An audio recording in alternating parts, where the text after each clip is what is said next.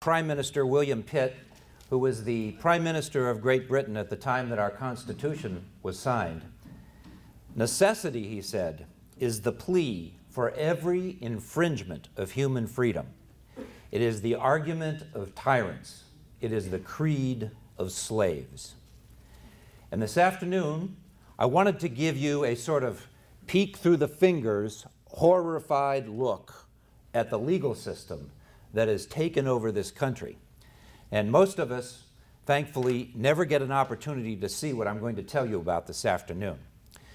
This attitude of necessity is and has always been used by tyrannical governments to increase the law that we have and to try to bring about an ever larger amount of government and involve it in ever more people's lives.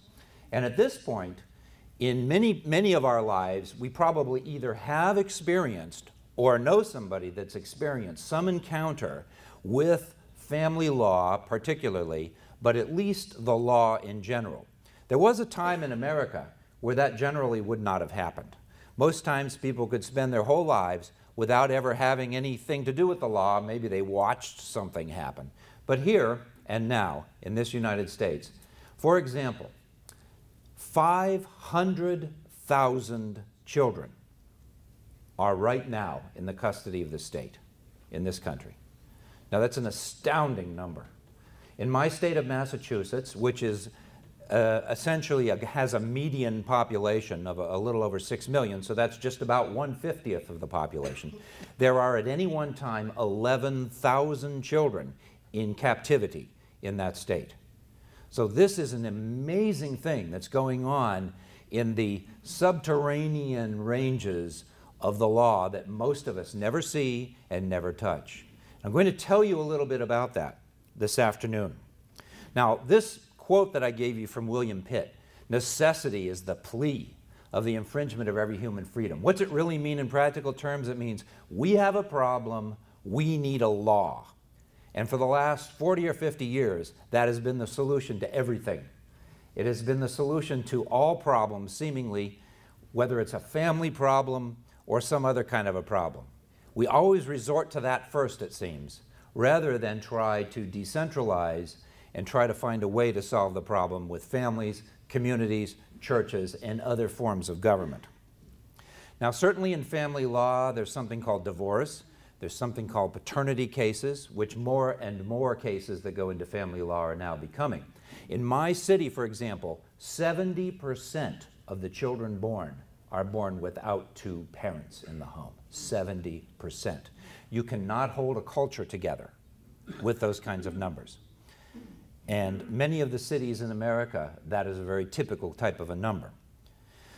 Also, family law includes something that we now call domestic abuse restraining orders, or orders of protection, depending on the state that you're in. In my little state, 40,000 of those are issued every year, most of the time on false allegations. It's a dreadful mess. And if you do the numbers, that means that probably the majority of families in the United States have either experienced one of these things that I've just told you about, or knows somebody or has a family member that has.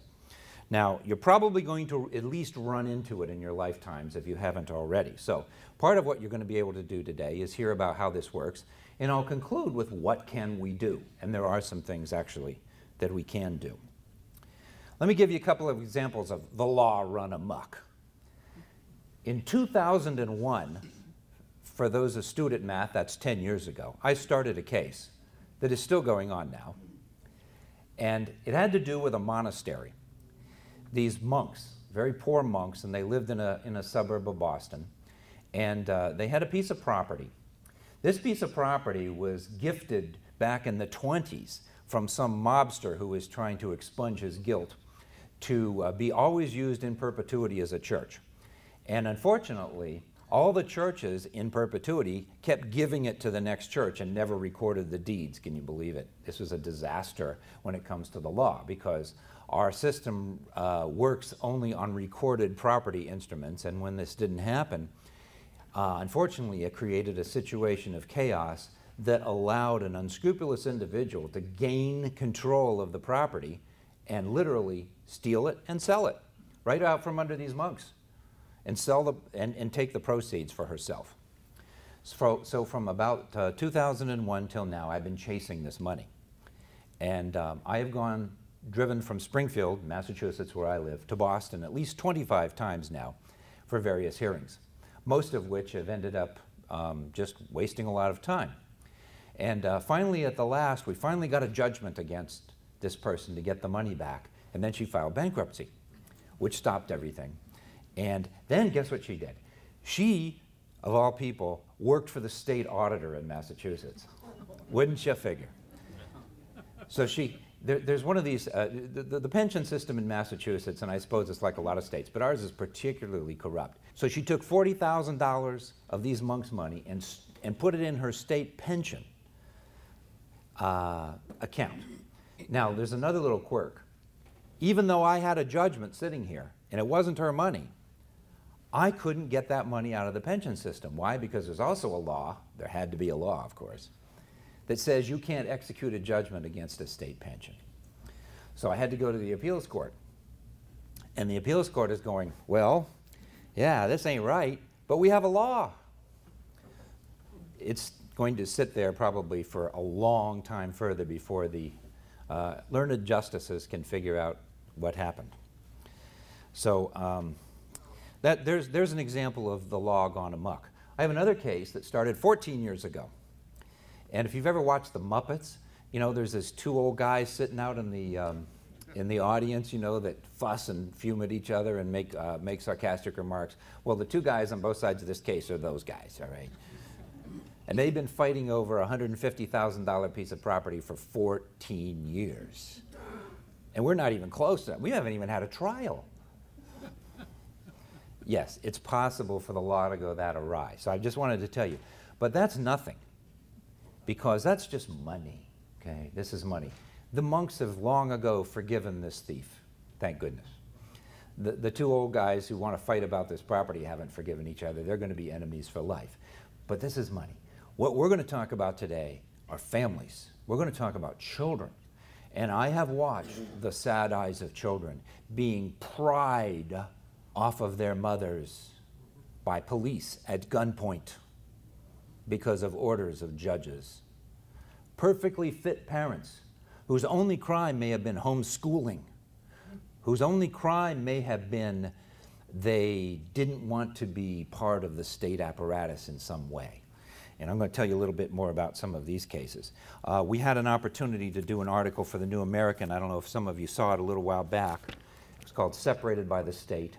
And I was very grateful for Gary Benoit publishing this, and it gave some examples of some of the cases that are just so heartbreaking in this matter. So let me introduce myself just very briefly. Since 1993, I've been a lawyer, and I sort of backed inside out getting into family law. And I did that because the first case I took in this area was a child protection case, and I couldn't begin to understand it. It involved a family, perfectly normal family, lived out in a nice rural area, very well-educated people. They had a little girl who was born at 3 pounds, very preemie, lots of problems. They obviously had to have a lot of medical intervention, and as the child grew, they needed to keep that medical intervention. Now, thankfully, her problems began to slightly abate over time, but she continued, the mother continued to take this child to doctors. And they came in at gunpoint, as usual, and stole this child and kept this child for over a year because of, here's what they call it, hyper medical intervention. Something to do with over medicalizing this child. Now, rather than say, these doctors maybe could coordinate with each other, which by the way they did, they decided to simply create this utter chaos for this poor family and this poor child who had never been away from her mother and put her in some weird foster home somewhere. Now, all foster homes by any means are not weird. Very recently I represented a minister and his family who had 7 foster children who they adopted, and 2 of their own biological children. One of the foster children, it turned out, had fetal alcohol syndrome, a dreadful thing that hardwires in your mind when you're a little child and causes a lot of problems. And this child had made false allegations against the foster family. They had had over time dozens of foster children in their home and had 7 times passed a social services test to have those other 7 adopted.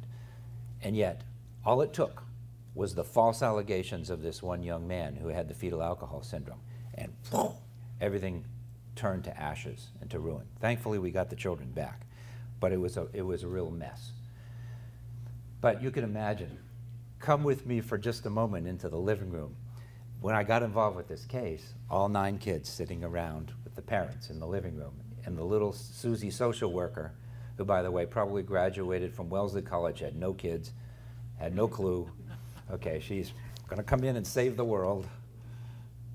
And here we all are, sitting around in a circle, and she's looking and going, She left, and we won. Sometimes that's the way it works, but all too often it isn't. All too often the court uses an iron fist to ruin families and take children forever. And it's a real mess. So since 1993, I've been doing this sort of thing, and we've been able to get a lot of kids back. Sometimes we don't, and every time it's a heartbreak. Now, I've sort of coined this phrase called the iron triangle of family law, and there's a reason for that. You know, the iron triangle is apparently some sort of an area where terrible wars and drug trafficking occurred. But you can picture this iron triangle of divorce, restraining orders, and child protective services. And if you envision a 3-dimensional triangle, you add one more point, and that's criminal violations that come out of this stuff, which is not uncommon at all, adding a 4th point. You've got this 3-dimensional triangle with 4 disastrous things. It is not uncommon for an unscrupulous attorney, I repeat myself, to say to a litigant when they start a divorce, okay, go get a restraining order, call the Department of Children and Families, accuse them of assault, and then file the divorce. And now you've got the iron triangle. And it operates again and again and again in the United States. And some of you probably have actually had friends, neighbors, or relatives that have had this happen to them, or at least some variation of that. So how did this all come about? It's necessity. Back in the days of the thrice cursed President Nixon, a senator who may be more than thrice cursed by the name of Walter Mondale, you may remember him, 1974, those heady days. They said, we have a problem, we gotta pass a law. The problem was child abuse. And so, this is what I learned, by the way, from the Birch Society. And I had no idea until I became part of the Birch Society why it happened this way. But what they taught me is this: they agitate from below and they agitate from above. And this is how so many of these sort of social problems get addressed by laws. So they bring in all sorts of pathetic creatures in to talk about child abuse at congressional hearings. They have all the professional people from above giving all sorts of learned, erudite information to the captive media. And then everybody becomes part of the clamoring then. So now we all believe that there's a problem and we need a law. Now certainly there was a problem, but I'm going to tell you how they solved it. And if you had to figure out a way to solve this problem, you could not have figured out a worse way than they figured out. I'm going to tell you about what they decided to do. They put a law together called Child Abuse and Prevention Treatment Act. The acronym is CAPTA. And what it did is it created, by law, if you wanted the federal goodies, and this is where Birch Society has really helped us understand this whole process. The federal government doesn't say, you have to take this money and you have to structure your state agency this way, but if you will set up a state agency to do the following things, A, B, and C, we'll give you boatloads of cash. And so they do, of course, as fast as they possibly can set up the agency to do what they're told and start collecting the cash.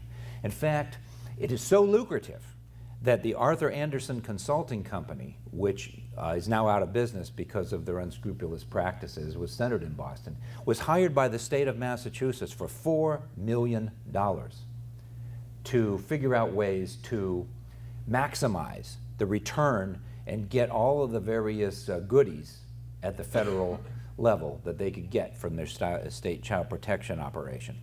It's about the money. It's all about the Benjamins, as they say. So here's what they do. They first set up something called a snitch network.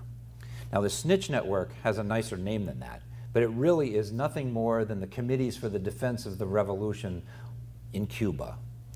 It is a snitch network that's in, they call it a hotline. But if you see some suspected child abuse, you call up the hotline and you say, we have suspected child abuse. They then send an agent out, again, Susie, social worker with no clue, no training, a 23-year-old graduate of Wellesley who's going to save the world. They come into your house, and here is the legal standard that they go. Reasonable cause to believe. Now, what does that mean? Nothing. The most high legal standard that anybody uses in this country is called beyond a reasonable doubt. That is the criminal standard of proof. If the state wants to prove a case, they have to show beyond a reasonable doubt that the accused did the crime.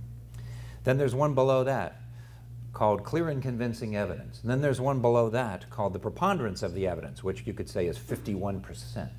Then there's one below that, and that is probable cause. That's what it takes to arrest or indict somebody. But reasonable cause to believe is below that. It's ankle deep. It is all it means is somebody may have done something. When the investigator makes the determination that this has happened, that person's name goes on a registry of child abusers for 75 years, and it cannot be removed. There is a huge registry out there most of us don't know about, and probably a whole lot of people in this room are on it and don't even know it. It's really a sad thing, because then when you go to get employed as a daycare worker, a police officer, a teacher, or anything else that has to do with children, bus driver, you're going to find out just how dangerous this registry is because of one very ill-equipped social worker who doesn't know how to do investigations. Now, then what happens is this. They make a determination whether to go in and take the children or not take the children. If they take the children, they put them in a warehouse of some sort, either with a foster family or in a group home. And then a court proceeding starts. You have in most states 72 hours to have a hearing where the parents have an opportunity to come in and counter this allegation that they're unfit parents. Now, how in 72 hours are you going to hire a lawyer and prepare a case? You can't, and they don't, and therefore they keep the kids. And it usually is at least a year. So this is not a good situation.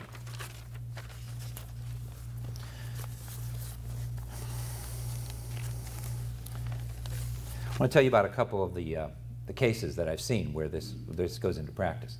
A film producer in Boston who's married and has 5 little children in a very expensive suburb of Boston went across the street to the CVS.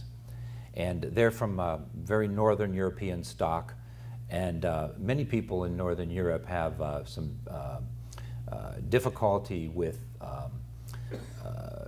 possible nutrient absorption.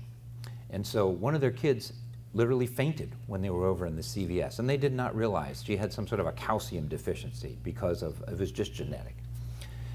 So squad cars aplenty came.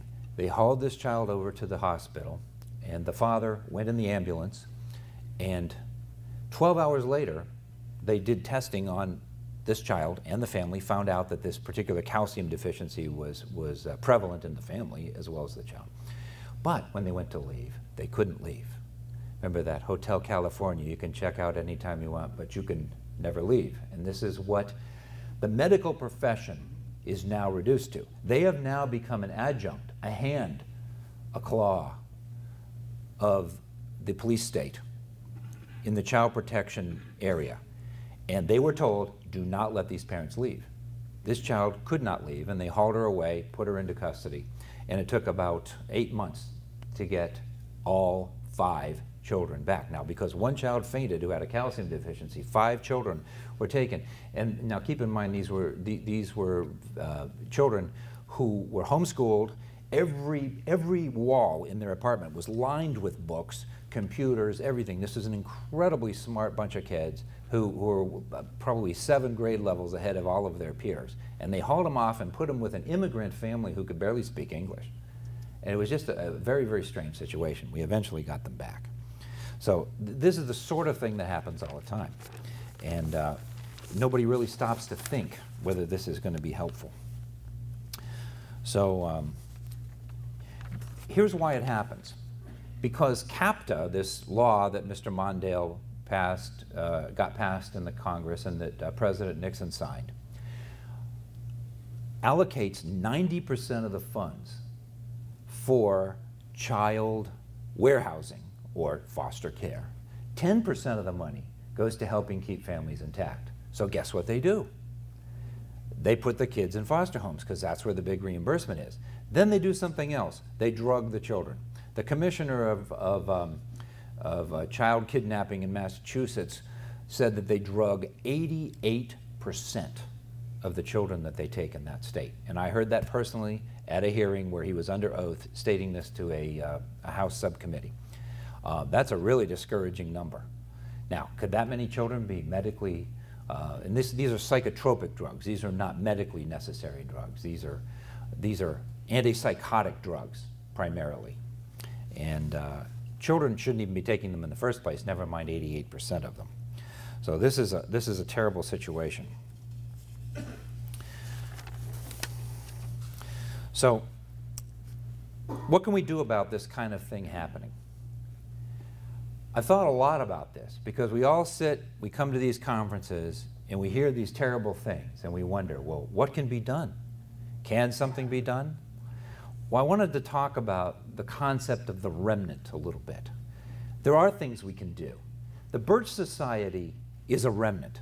If you recollect back in the days of Elijah, he slew the 400 prophets of Baal, and then he sat down under a tree and he was really tired.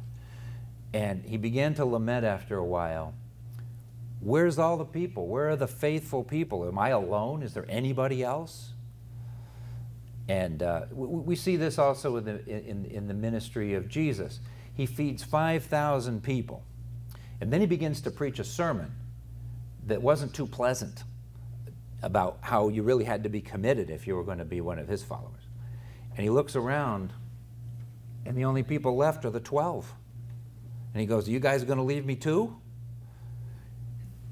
Frankly, what are we going to do? I think what we're going to do is do what we're doing now, and we've got to stop being so anxious. Painful as that is, we are the remnant. There is always going to be a remnant. God told Elijah there are 7,000 people who have not bowed their knee to Baal. And that may be all there was. Israel might have been a few million at that time, and there was 7,000 out of those number of people who had not compromised. In any group who is trying to preserve the truth, who is trying to preserve a right way of thinking. And frankly, the Birch Society has always stood for, obviously, limited government, has stood for honoring God, and has stood for a country that's based on families and communities and a wholesome life. Now, strangely enough, have you ever noticed how our organization is vilified for that? I hear it all the time. People just mock. Oh, and you know, particularly the lefty-leaning sorts of attorneys that I deal with. I mean, when they use the Birch Society, they spit it out as an epithet. And I say, well, excuse me, but, and then I'll tell them what we're really about. And at the core, who could disagree with us in essence? But they do. They do because what they really want is they want what William Pitt was talking about. What they really want is that big government. What they really want is the government to solve the problems, to feed the hungry and do all the things that it does. Independence and responsibility is a very scary thing. And the people in this room, this remnant, are the ones that are at odds with that sort of thinking. So, obviously, we can do all the traditional things we try to do. And the Bird Society has taken, I think, just the right posture. We aggressively educate. We try to help at least ourselves and those whom we speak with about these things to be part of that remnant and teach them what it means to be part of that remnant. And I think, frankly, that's what we are about and what we can do. And then we can really not expect this ever to become a mass movement. We can expect it to become a bigger movement, a more fruitful movement, and a more influential one. But it will never be the dominant theory. We dream of that. We yearn for that. We want that. But I don't think it's ever going to be that. I don't think it ever could be that. But what we can do is we can take what we know and we can help people to become aware of the destructive power of this necessity. There ought to be a law. And we can talk to them about what these laws do. And all of us in this room have seen it, whether I've seen it particularly in family law, but all of us have seen it in some ways. This is not working. And I think more and more people are starting to see it. In a strange and perverse way, having the current federal administration, which has gone so over the top and added so much to the laws and been so brazen about increasing the size and scope and oppressiveness of government, has woken up yet another whole group of people. As many are probably aware, gun sales have soared. That is that's at least an objective measure as to why and how this has happened. So frankly, there was this, when I was in law school, they make you read a lot of cases there. And one of the great judges, we all loved his name, best judge name ever, Judge Learned Hand. Of course, we'd always go. So Judge Learned Hand, he was a New York judge, and he was a very complex figure. I never could really figure out what he stood for, but he said this about liberty. Liberty lies in the hearts of men and women.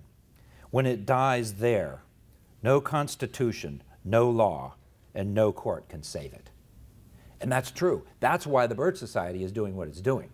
Because, frankly, does anybody in this room need to be told not to go steal their neighbor's stuff? Probably not. Why? Because it's in your heart. You're just not going to go do it. Okay? You don't need to do it. You don't need to be told not to do it. The law is for those outliers. The law is for those who don't want to respect their own conscience and respect the law of nature and nature's God. So either we want that or we not as a nation. The Bird Society is really in the vanguard of trying to bring us back to where we need to be. There's an appreciable number of our fellow citizens, however, who do not agree with us. But of those who may, those are the ones we need to speak with. Frankly, there's a lot of people who just are never going to agree with us and who are going to be in that great majority who don't question this stuff and say, okay, if it's the government, it must be right. So I think what we have to do is we have to figure out our own ways to flee this situation as much as we can and help others to see what they need to do. Now, there's a couple other cases that I wanted to tell you about before I close here. When I go into the juvenile court, the only thing I can think of is to call it the Hall of Pain, because lined up all along these long halls are parents full of heartbreak and pain. And one of the interesting pictures that we had in this article in the New American was a couple of twins, and the great learned judge thought he was literally splitting the baby. And probably many of you can't see it, but if you'd seen this article, here's the father with the two kids, and here's the cops hauling one kid this way and the cops hauling the other kid that way, screaming and crying at the top of their lungs. These are the things I see every day. And I had an epiphany myself. I came to the point where I said, am I doing any good at all? Is this even worth fighting? Can I fight? I mean, look what's happening here. I can't even stop this stuff from happening sometimes. And I had to decide, am I going to go cynical, or am I going to remain optimistic because God is still in heaven and we still have an opportunity to fight these things, and there's still a whole room full of people here who agree that we need to fight these things. Being at a place like this for me is an incredible encouragement to keep trying, because not everybody has bowed their knee to Baal, and there is a way to keep fighting. In the juvenile court, what's happening now is going the other direction, though. These are secret courts, what we might want to call star chamber types of courts. There is no jury, there's no press, there's no public, and there's absolutely no accountability. So when parents want to sue the social workers who do this or the judges who do this sort of thing, they're really not allowed to do it. They have immunity. And this judicial immunity extends to social workers, to guardians, to all kinds of people involved in the system. So that is not the way we're ever going to win this. In other words, you can't use the system to get the system. The system will never allow itself to be used that way. The system does just fine processing criminals. They come in one door, they go out. Okay, it's set up for that. It is not set up for what it is now doing. And that is taking children or dealing with families, very complex, nuanced, heartbreaking family situations. It's just not suitable. So I'm hoping that at least everybody in this room, having been somewhat enlightened by what's going on, will do your own looking, your own research, and find out what's going on in your state to be at least an aware fighter to oppose the sort of thing that's going on. And to this hotline, for example, I'd meant to say this earlier, but these hotlines across the United States, there are 3 million calls to these snitch network hotlines every year in the United States. Can you imagine that? 3 million calls, and that's the pipeline in. And they also have what are called reporting statutes, which require everybody that's ever in touch with a child, for example, a doctor, a school teacher, a guidance counselor, a policeman, or anybody else, to make these reports, and that's why there are so many. And so the whole system is really set up as a sort of a police state apparatus. And I want you to be aware of this so that when you see it happening, you can be prepared to stop it. We still have at least small smatterings of our Fourth Amendment left. The Fourth Amendment is the one that says you cannot go into a person's home and seize their person or property or papers without a warrant. So if this happens to you, you really want to at least try to put the brakes on it as much as possible with the First Amendment. And let me leave you with this. Even though we have this iron triangle of family law, we still have a remnant, and there still are people fighting out there to try to stop it. And I appreciate so much that the Birch Society really is in the vanguard, mocked or not. Actually, if we weren't being mocked, we probably wouldn't be the remnant, because the remnant is always mocked. So let's not lose heart. Let's continue to fight this stuff and be aware of what's going on in this matter, this grave matter that's going on in our country. And don't cede it to the enemy. Really do join me in trying to help fight back. Thanks.